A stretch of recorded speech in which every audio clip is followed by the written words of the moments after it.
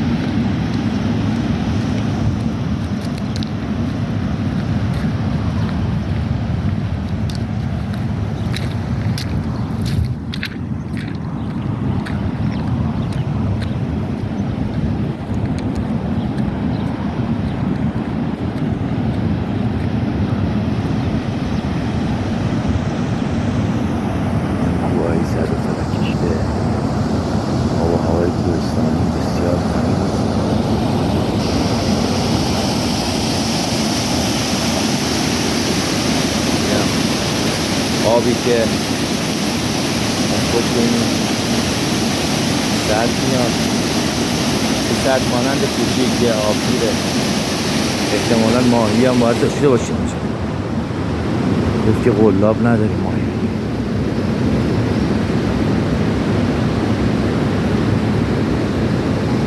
هوای خیلی تمیزی داره اینجا، اکسیژن خالص. تقریبا 30 کیلومتر به مریوان. آبو ببین، آبی که از کوهستان.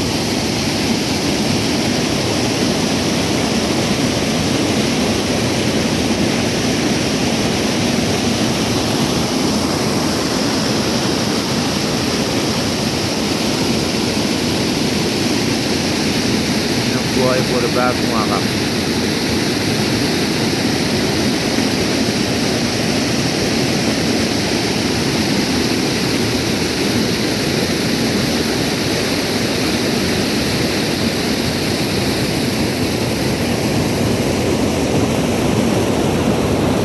آدمیزاد اینجا فقط پیدا نمیشه.